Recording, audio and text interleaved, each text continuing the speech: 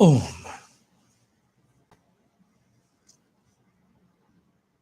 Gayatri Mahamantra. With your back straight, both hands upon your laps, left beneath the right.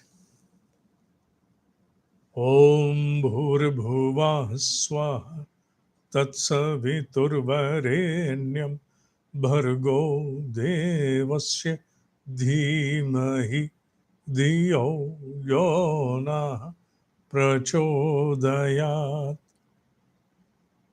Guru Vandana, invocation of the Divine Master, Adi Guru Muni Ved Vyas. Guru Brahma, Guru Vishnu, Guru Deva Maheshwara, Guru Deva Sakshat Parabrahma, Tasmai Shri Guruve Namah, Akhand Mandalakaram, Vyaptam Yena Characharam, Tatpadam Darshitam Yena, Tasmai Shri Guruve Namah. Om Shri Guruve Namah. Vyasrupen avayami, sthapayami, dhyayami, pujyami, tato namaskaram karomi. Shrimed Bhagavad Gita, chapter number 9, verse number 27. Today, I find it appropriate to start with the verse directly.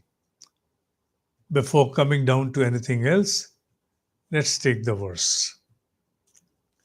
Here is the verse before you on the screen. Yat karoshi yat ashnasi, yat johoshi dadasi yat tapasyasi kaunteya tat kurushva mad arpanam. Whatever you eat, whatever you do, what oblations you offer, whatever you donate, all austerities performed by you, Hey Arjuna, hey Kaunteya, offer that all to me. Let me repeat once again. Whatever you do, whatever you eat, what all oblations you offer, what all you donate, what all austerities you perform, Hey Arjuna, offer all that to me. Mad Arpanam, offer all that to me. Now, having said that, a beautiful explanation arises from it. Something that takes us beyond this mortal plane. Offer all you do to me. Entirety has to be offered to me. That's what Keshav informs. Each passing breath, every activity, however infinitesimal that may be, offer that to me. You get away from in between, wherever you are. Wherever you exist, get away. Just remove yourself. Remove your identification from all and every activity dispensed in and through you. Remove yourself. Remove your I from there. Offer everything to me. Anything and everything that you do is at my behest, on my behalf. And its outcome too has been offered to me. You have to rise to that maturity where you can be capable enough to offer your success, your failures, your stress, your moments of joy, anything and everything to Keshav. You have to graduate to that level. That kind of a maturity has to be instilled. By observing this, even the smallest act in our life becomes divinized. The smallest act. A seeker who can enable itself to comply with this observation shall observe that any and every mundane, any and every vital act dispensed is becoming divinized. It's no more a simple act now. You become the abode of the divine, and through you, nothing but just all acts become a prayer to it. All acts become an oblation to it. All acts are like a song in its glory. Whether you work to earn money, whether you struggle and jostle with others, whatever you're doing, anything and everything, the entire gamut of your life, all that you can imagine this moment and or beyond your imagination right now, everything offered to it, that that means Keshava, that Tat becomes divinized.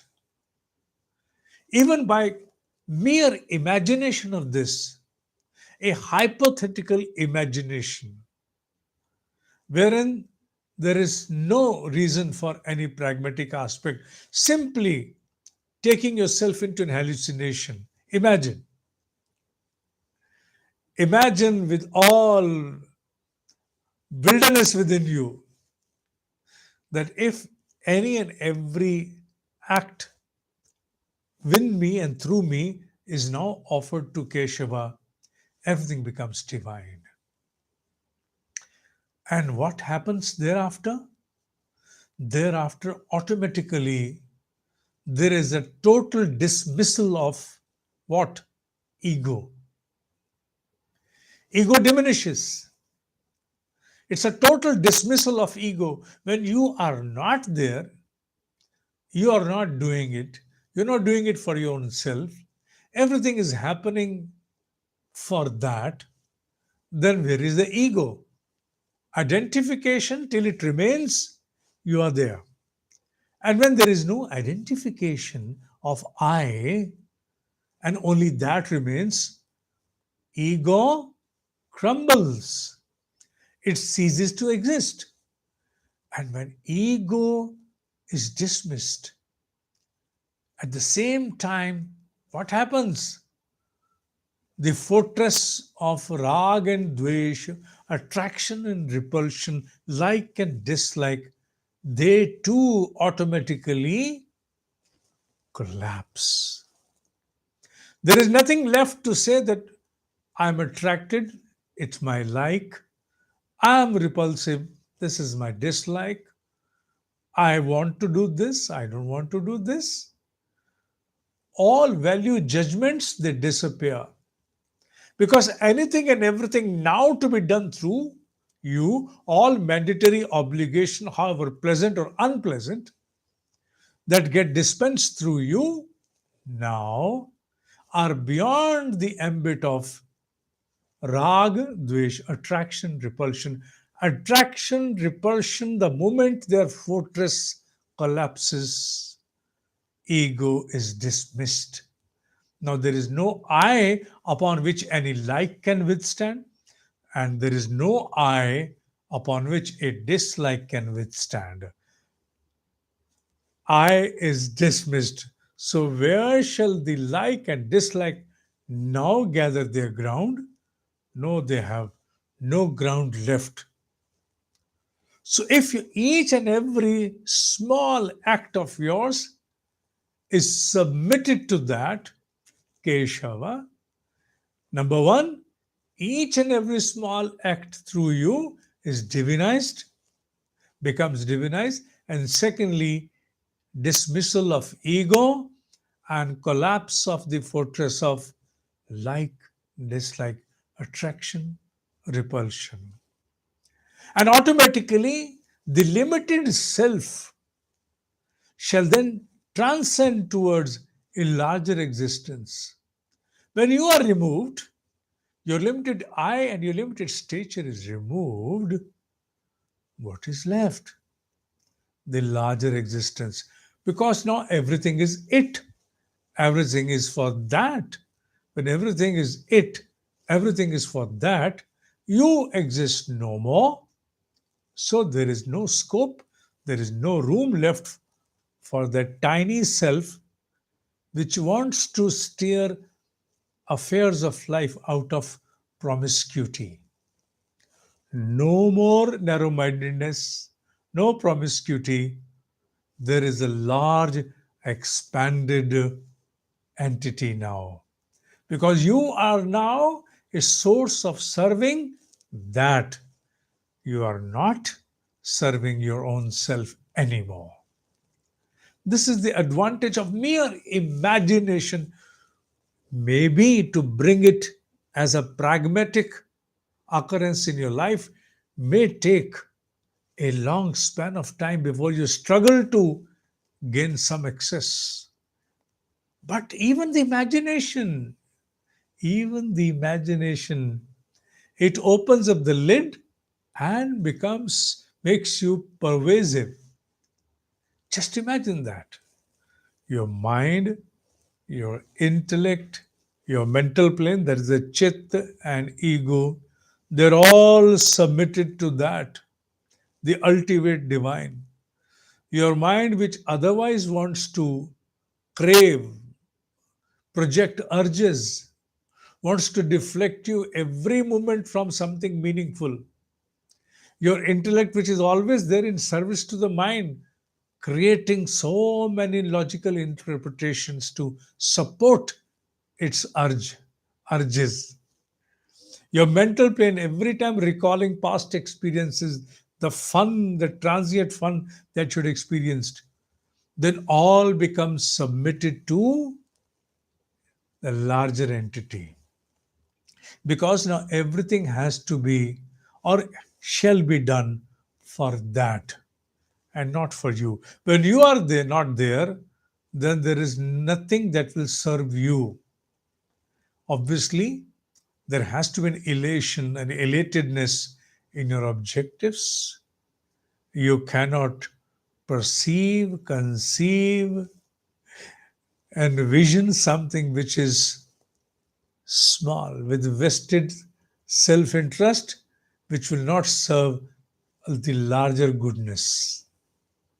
This observation enables the seeker to situate in the approximation of true self, because the true self has the direct projection of that Atma. So when you're serving that right now, you and me, we are merely listening. I am talking, you're listening, and imagining along with. We have not become that, but mere imagination is taking us on a voyage where we're experiencing something. Consider if it turns as a reality, if it turns as something which is our life, then much shall start happening to us. We shall start approximating to our true self, because within the true self is that divine spark, Jivatma mein Atma. When we remove ourselves to serve any of our own interest and we serve only in the interest of that, then we inch further towards our own true self, where it resides, where in the deepest cavity of the heart it exists. In a way, such an observation brings the it into that. Rather, yeah, if I consider it as myself here to understand this particular line, then it gets transformed into that, or I gets transformed into that. I was within my own individual capacity, working for myself, thinking, contemplating, and acting for my own interests. But now, when I serve the interests of the Keshava and only serve its interest, I am nowhere. So I become that. स्व से केशव की ओर, I become that. And the most important change that will happen with such an observation, where every small act through me is in service to that, submitted to that, all ownership, copyright to that, what will happen? A magic will happen. Where? Within my spontaneity. We live our life through spontaneity, is it not? Any distant past was lived through spontaneity. Any coming future shall be lived through spontaneity. In true sense, what lives is spontaneity. You and me exist in spontaneity. In spontaneity, there are so many riders, so many impulses that come and infringe and simply hijack our wisdom. But if we only determine to serve the interest of that Keshava, that who shall govern the spontaneity? Whose property, whose estate is spontaneity then of Keshava? Spontaneity then becomes controlled, governed, steered by Keshava, which otherwise is under the impel of so many impulsive riders. So many impulsive riders which cannot be evaded easily. They cast their spell, and unavoidably we have to move in accordance to their impel. But when you offer everything to that at the depth of your existence, then what happens? Then you are no more there, and the rider of your spontaneity becomes the divine. And if the rider of spontaneity is divine, not intellect, but only far-sighted wisdom shall remain. To weave and create what? A future that leads towards emancipation.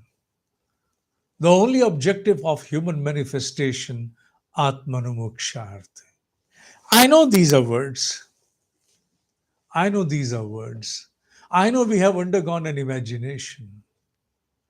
But however artificial that may remain, but the taste it renders is so blissful, is so promising, so ensuring about the final plunge into emancipation, Atmanumuksharth, that one would like to struggle to achieve such a state. It's not that easy. To say that I submit all of my acts, big or small, pleasant or unpleasant, to Keshava is not that easy. To remove I from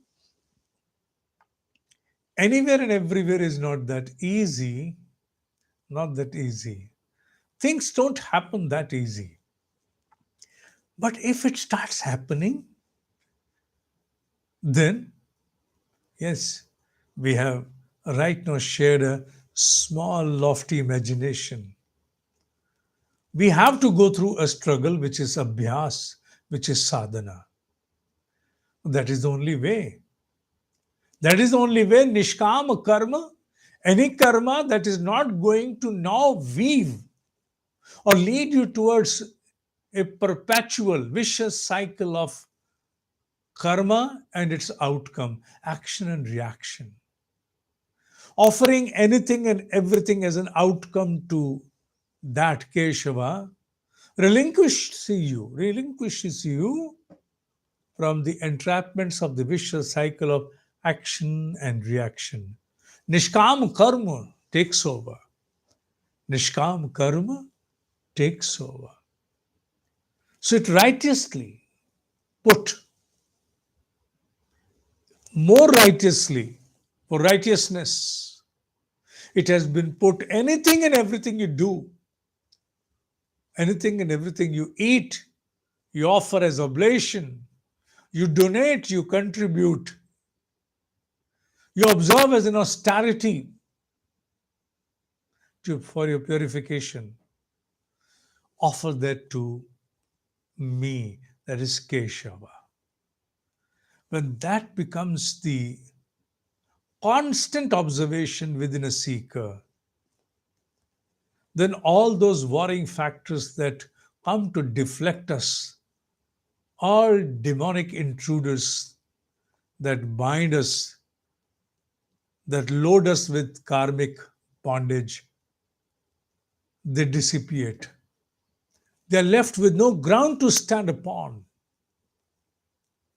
You move every minute towards liberation, through every breath towards liberation.